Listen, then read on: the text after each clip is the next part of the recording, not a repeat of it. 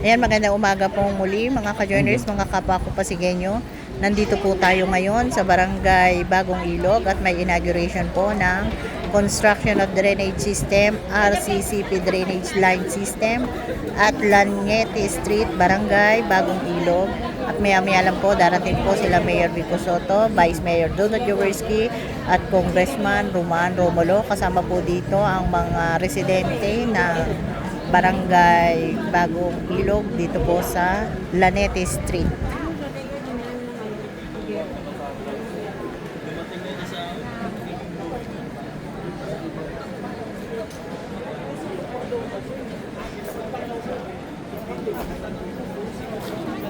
Ayan, ito po yung bagong construct na drainage system at bagong sidewalk na may bollard para safety po sa mga taong naglalakad dito sa sidewalk.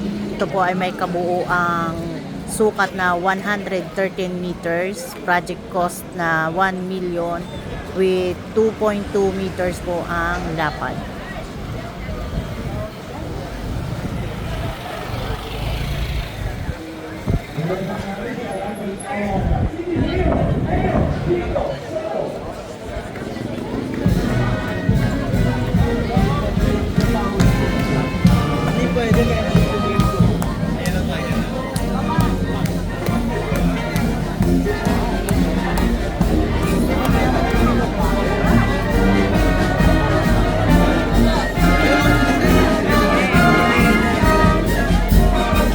Ayan, nandito na po ang ating mga opisyales, si Mayor Vico Soto, si Vice Mayor Donald Jaworski, at si Congressman Roman Romulo. At nandito rin po si Councilor Eric Gonzalez, Councilor Pao Santiago, at nandito rin po ang mga Barangay Council at Barangay Chairman Bing Abis ng Barangay Bagong Ilog.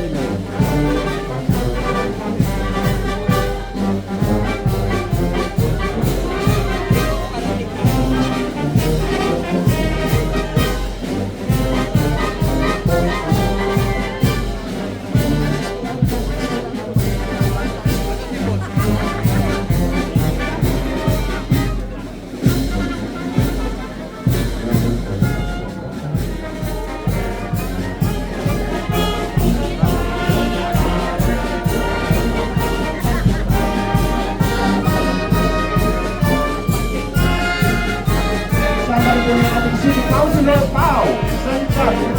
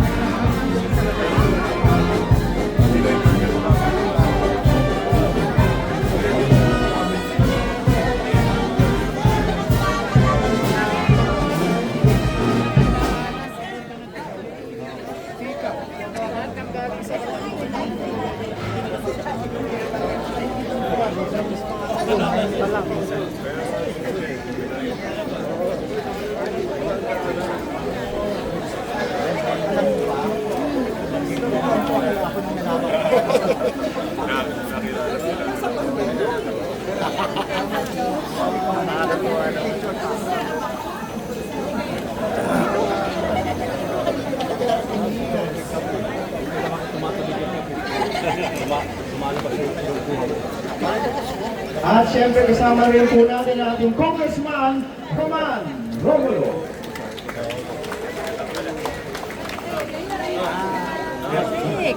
Tayo po ay magsulpo po muna sa glit para po makapag-umpisa na po tayo ng ating maiksing programa ngayong umaga.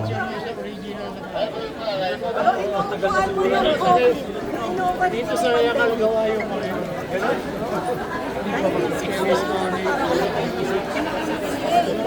kasama, Mayor, kasama yung si Helen Bella. O asabay ba sila nagpagawa? Mayor.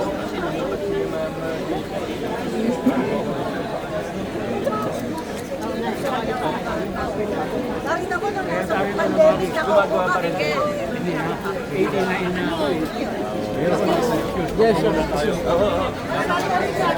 Ay, sige, sandali lang ba? Sige lang. Mama, ako na po ma'am. Ako na po ma'am para. Ito pa. 1, 2, 3. One more. Yun. Sige, thank you po ma'am. Sige po ma'am. Edmond.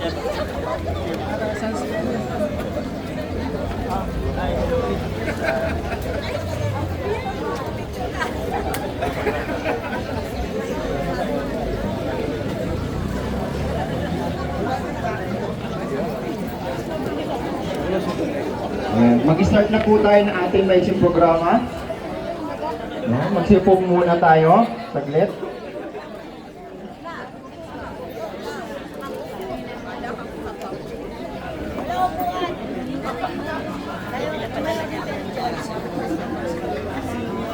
Muli po magandang umaga po sa ating lahat at welcome po dito sa Lanita Drive ng Bagong Ilog.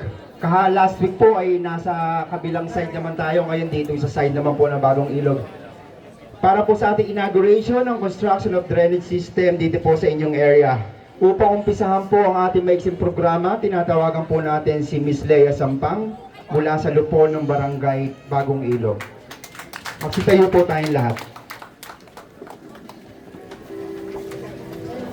Sa ngala ng Anak at Diyos, Espiritu Santo.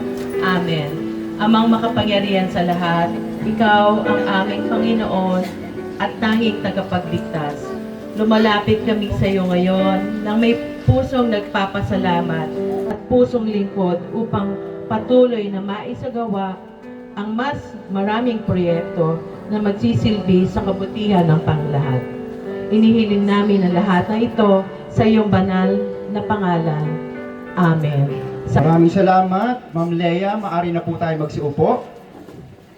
And again, magandang umaga po sa atin lahat, sa ating po mga barangay staff ng Bagong Ilog, and of course sa ating mga barangay council headed by Barangay Captain Bing Abis, sa ating mga miyembro ng Lupon. Nasaan po ang samahan ng kababaihan ng C5? Nandiyan po ba? Ayun, 1, 2, 3, 4, 5 kasi C5, no? Maraming salamat po. Sa ating po mga Retelco Drive Neighborhood Association.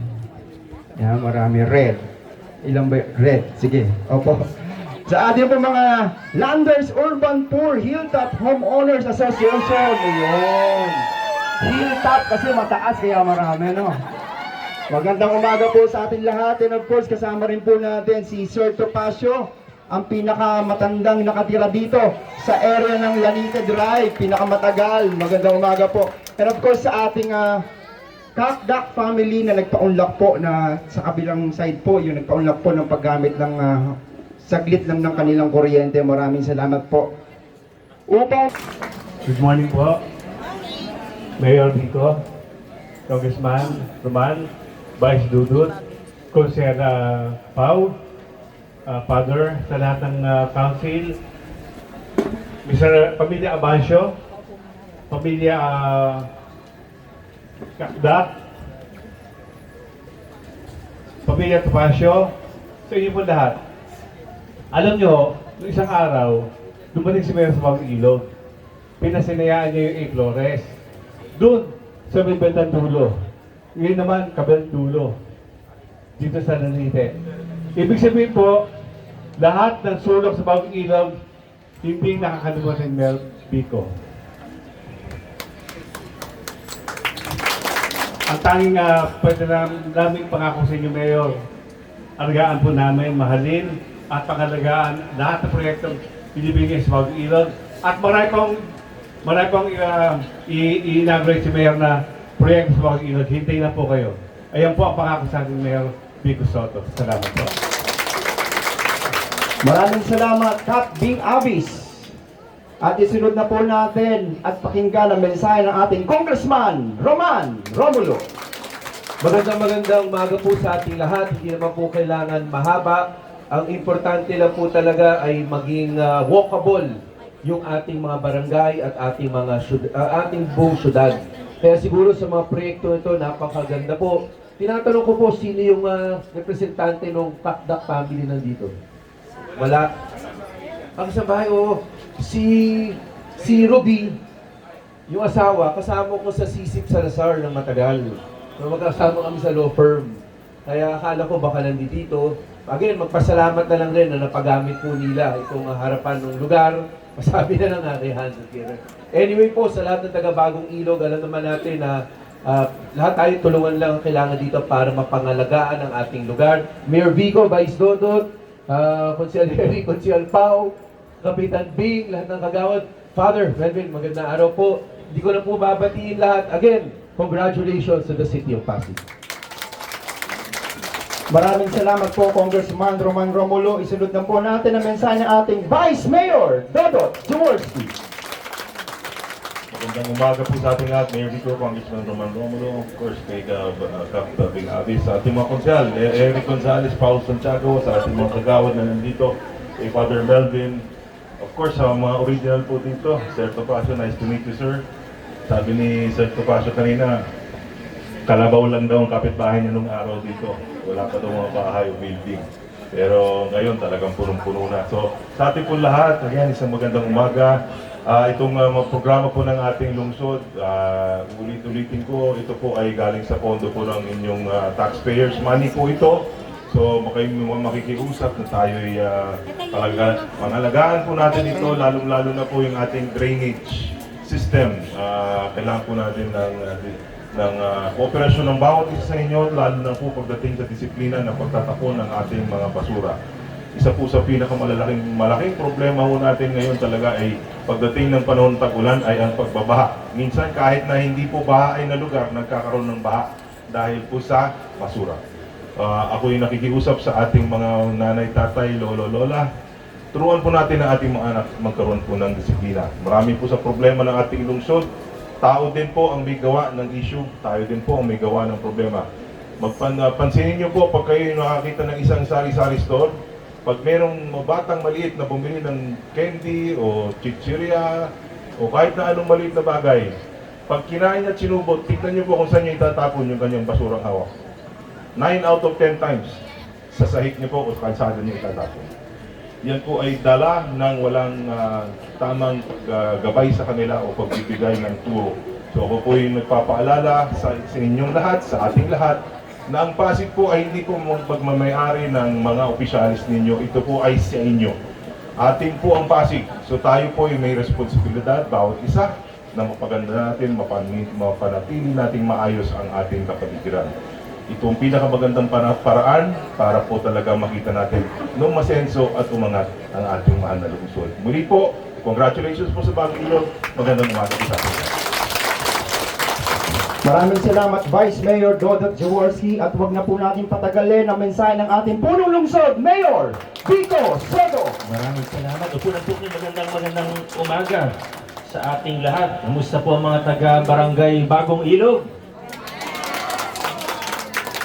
Kaping, sa mga kagawad, at sa mga opisyalis, pati sa mga HOA natin at mga residente ng Bagong Ilog. Maraming salamat po sa inyong mainit na pagtanggap sa amin ni Kong Roman, Vice Mayor Dodot, At pati si Councilor Eric at Councilor Pao ay kasama rin po natin ngayong umaga. Maiksing mensahe na lang po, dahil yung mga nasa likod, yung mga nasa labas ng tent, baka naiinitan na po kayo. Okay lang po kayo dyan sa likod? Okay lang daw po sila. Kaya habaan ko na po ang aking. Sabiro lang po. Talagang at nakakatuwa po, hindi naman po ito yung malaking proyekto talaga, di ba? Hindi naman siya kalakihang proyekto, pero ito po ang ginagawa natin sa lungsod ng Pasig ngayon. Ito rin naman po ay sa totoo, request din po ito ng mga residente po rito. At syempre pati ng ating barangay. At pakiusap lang po natin sa bawat residente, gaya ng nabanggit na rin naman kanina, pangalagaan po natin, maintain po natin dahil alam naman po natin ang totoo, sa lungsod ng Pasig, medyo may kasikipan po tayo ng konti. Hindi po ganun kalapad ang ating mga daanan, ang ating mga kalsada. Dito nga, maluwag-luwag pa. Pero sa ibang lugar sa Pasig, talagang medyo masikip po. Kaya hindi lang yung kalsada, kundi pati yung para sa sasakyan, kundi pati yung mga, lalo na yung mga nilalakaran po natin, ng ating mga pedestrian, medyo masikip po talaga. Kaya kailangan i-maintain po natin. Kaya banggitin ko lang din po ngayon, wala naman po sana magalit, pero para sa kalahatan naman po ito, pangkalahatan po, yung mga medyo lumagpas ng konti sa property line, yung mga naka-encroach sa ating mga bangketa at sa ating mga kalsada, ay pasensya na po, talagang nunutisan po namin, bibigyan naman po namin kayo ng kahit ilang buwan para kayo na po yung mag-ayos. At kung hindi po, papasok po ang LGU para i-demolish, para tapyasan yung kailangan tapyasan, para i-demolish yung kailangan i-demolish. Dahil ang nipis na nga po, masyado na nga makitid, masyado na maliit yung mga dinadaanan natin, tapos may mga naka-encroach pa ng konti. Siguro sa tagal ng panahon, medyo nasanay po tayo na pwedeng lumalagpas ng konti, pero ngayon po, naghihigpit na tayo. Hindi naman natin magagawa sa buong Pasig, sa lahat-lahat, na sabay-sabay. Pero isa-isahin po talaga natin yan. Kaya pakiusap po, kung meron po tayong encroachment o kung may kapitbahay tayo na maaaring wala dito ngayon, pakibulong na lang po na mas mabuti tanggalin nyo na yan. Kasi pag pumasok ang gobyerno, siyempre tatanggalin lang talaga namin. Hindi naman namin naayusin na yun. Diba? So pakiusap lang po sa ating mga residente. Maraming salamat po. At para sa kaalaman po ng lahat, maraming salamat. Para sa kaalaman ng lahat, ito pong project na ito ay nasa more or less 113 meters at napagawa po natin sa halagang sa 1 million pesos lamang. So magandang presyo na po yun para sa 113 meters na haba. Anyway, may mga po tayo, pag may mga kailangan talagang protektahan, naglalagay tayo ng mga bollards. Sa strategic locations lang po yung bollards, hindi yung sa kabuuan. RCCP drainage line po ito, at syempre sinasama na natin yung improvement ng ating nilalakaran o ng sidewalk. Na muli po, 1.2 meters lang yung meron tayo dito sa Alameda Street. Talagang ito lang po yun, 1.2 meter. I-maintain na natin, siguraduhin na natin na hindi siya maging 1.1, na hindi siya maging 1, di ba? O hindi siya maging 0.9 na lang pagdating ng panahon. Maintain na natin yung 1.2. Hindi naman tayo mag-widening dito pero maintain na natin yung ating yung lapad ng ating kalsada, ng ating bangketa, ng sidewalk po natin. So, maraming salamat sa mga taga Bagong Ilog. Salamat sa inyong suporta sa mga proyekto natin, malaki man o maliit. Magkaisa po tayo para sa ikagaganda ng ating lungsod. Maraming salamat, congratulations sa ating lahat. Maraming salamat po, Mayor Vico Soto. Dadako na po tayo sa ating blessing ceremony na pangungunahan po ni Father Melvin, pero umpisahan po muna natin sa ribbon cutting. Alright! At the count of 3, 1, 2, 3. Congratulations, Lanita Drive, Bagong Ilog. Maraming salamat. At dadako na po tayo sa blessing ceremony na pangungunahan po ni Father Melvin. In the name of the Father, and of the Son, and of the Holy Spirit. Amen. Let us pray to the Lord our God that He may bless and give peace to this place, that we may always be protected from all dangers of Satan and of Give us this day our daily bread, and forgive us our trespasses, as we forgive.